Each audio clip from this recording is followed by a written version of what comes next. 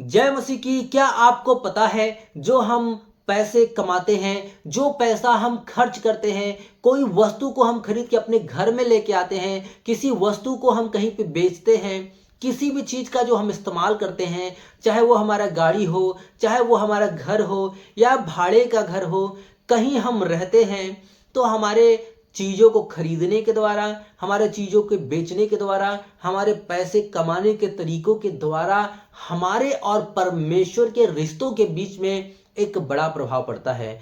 क्या आपको इसके बारे में पता है? बहुत सारे लोग इस विषय पे कुछ भी नहीं सोचते हैं कि कैसे हम कमा रहे हैं, कैसे हम खर्चा कर रहे हैं, लेकिन हमारा इन चीजों से भी हमारे और परमेश्वर के बीच के रिश्तों में एक बड़ा प्रभाव पड़ता है। मैं आपको एक महत्वपूर्ण चीज बताना चाहता हूं। संपूर्ण बाइबल में जो 66 बुक्स हैं, इन 66 किताबों में 2350 बार धन, संपत्ति और पैसों के बारे में बात की गई है। तो इसलिए धन के बारे में बात करना, संपत्ति के बारे में बात करना और पैसों के बारे में बात करना बहुत जरूरी हो जाता है, क्योंकि बाइबल में भी 2350 बार के लगभग धन और संपत्ति के बारे में बात की गई है। 66 किताब और 66 किताबों में एक बड़ा आंकड़ा 2350 बार बाइबल में धन, संपत्ति और पैसों के बारे में बात की गई है। तो सबसे पहले मैं आपको एक चीज बताना चाहता हूं। बाइबल में लूका रचित सुसमाचार अध्याय 16 वचन नंबर 11 और 12 में क्या लिखा है, यह वचन पढ़ते ही हमें समझ में आ जाएगा कि परमेश्वर धन के बारे में हमसे क्या करना चाहते हैं। तो आइए मैं आपके लिए पढ़ देता हूं।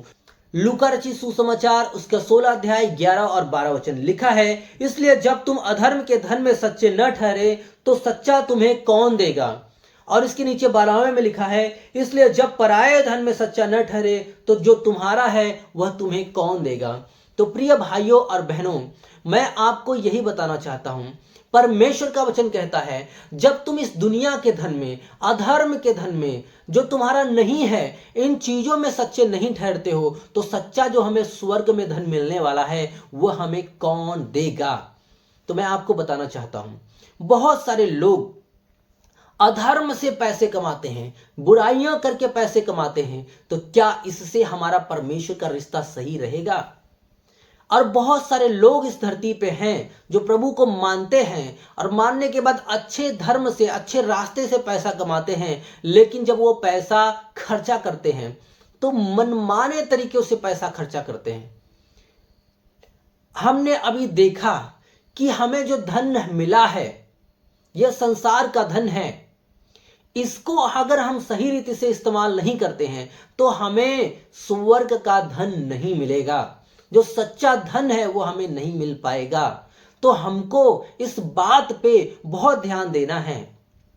मैं आपको बताना चाहता हूं, जो चीजों का हम इस्तेमाल करते हैं, जैसे यदि हमारे पास गाड़ी है, आज मैंने बहुत सारे मसीह लोगों को देखा है कि उसका सही से रख रखाव नहीं करते हैं।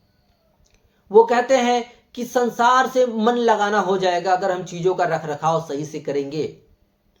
ऐसा नहीं होता है। यदि हमारे पास गाड़ी है तो उसका रख रखाव हमें सही से करना है। जैसे मैंने एक व्यक्ति को देखा, वो किसी से उधार गाड़ी मांग के लाया और उसको उस तरीके से चलाया कि जब वो वापस किया तो सामने वाला जिसका गाड़ी था, जब वो चलाने लगा तो उसमें तेल नहीं है और उसके कई गड़बड़ी आ चुकी है। तो कहने का मतलब, जब हम किसी दूसरे की चीज को लेते हैं तो हमें और भी अच्छे तरीके से इस्तेमाल करना है। जब हम कोई चीज, चाहे अपना हो, चाहे खुद का हो, चाहे हमने उधार मांगा है, हम इस्तेमाल कर रहे हैं, तो हमें बहुत ही सावधानी पूर्वक चीजों का इस्तेमाल करना है। जब हम पैसा कमाते हैं तो बहुत ईमानदारी से पैसा कमाना है।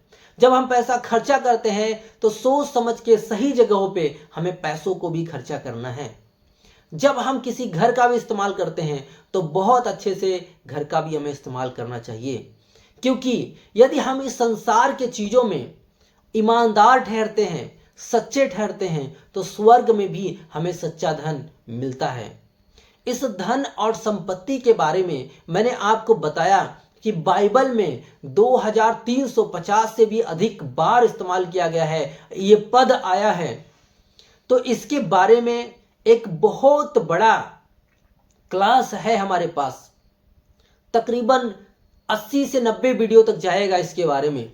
बाइबल के अनुसार अपनी अर्थव्यवस्था कैसे बनाएं, बाइबल के अनुसार कर्जे से मुक्ति कैसे पाएं, बाइबल के अनुसार एक अच्छा जीवन इस धरती पे कैसे बिताएं, बाइबल के अनुसार हम अपना जीवन कैसे जिए, धन संपत्ति पैसों को लेके, इन सारे विषयों में एक बहुत बड़ा वीडियो का श्रृंखला है हमारे पास।